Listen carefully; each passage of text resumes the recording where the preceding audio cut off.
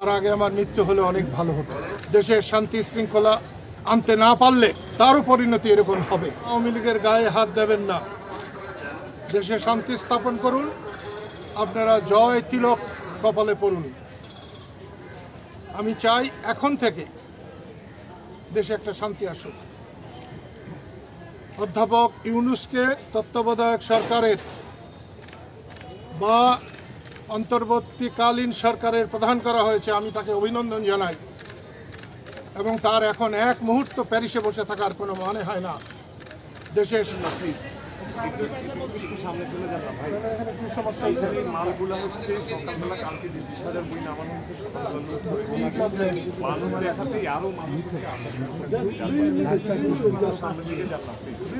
একটু 2 মিনিট হয়ে যাবে এই জায়গাটাতে বলেন। আসলে দেশে একটা বিপ্লব ঘটে গেছে।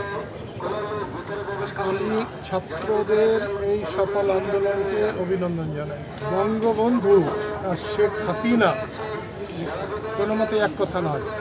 বঙ্গবন্ধু জাতির পিতা, স্বাধীনতার মহানায়ক। আজকে 32-এর বাড়ি যেভাবে জ্বলতে পুড়তে ধ্বংস হতে দেখলাম, তার আগে আমার মৃত্যু হলে অনেক ভালো হতো। নিশ্চয়ই আওয়ামী লীগ অন্যায় কাজ করেছে অনেক। শেখ মুজিব কিছু করে না, সে বাঙালি জাতিকে সম্মানিত করেছে।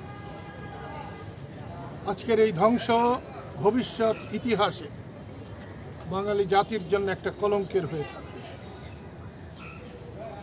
আমি সফল ছাত্র নেতৃবৃন্দকে বলবো, দেশকে ধ্বংসের হাত থেকে রক্ষা করুন, সংখ্যালঘুদের জীবন রক্ষা করুন। আওয়ামী লীগ করলেই কোনো দোষের নয়, কোনো আওয়ামী লীগের গায়ে হাত দেবেন না। দেশে শান্তি স্থাপন করুন। আপনারা জয় তিলক কপালে পড়ুন। আমি চাই এখন থেকে দেশে একটা শান্তি আসুক। অধ্যাপক ইউনূসকে তত্ত্বাবধায়ক সরকারের বা অন্তর্বর্তীকালীন সরকারের প্রধান করা হয়েছে, আমি তাকে অভিনন্দন জানাই। এবং তার এখন এক মুহূর্ত প্যারিসে বসে থাকার কোনো মানে হয় না। দেশের শান্তি শৃঙ্খলা আনতে না পারলে তারও পরিণতি এরকম হবে।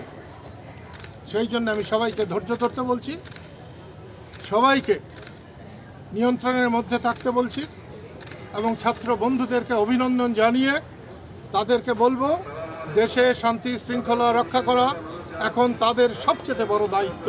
এবং সে দায়িত্ব পালনে তারা ব্যর্থ হবে না, এটাই আমি আশা করি। বঙ্গবন্ধু যুগ যুগ জীবিত থাকবেন, তার সম্মান যুগ যুগ থাকবে। যারা এই অপকর্ম করছে তাদের একদিন না একদিন বিচার হবেই।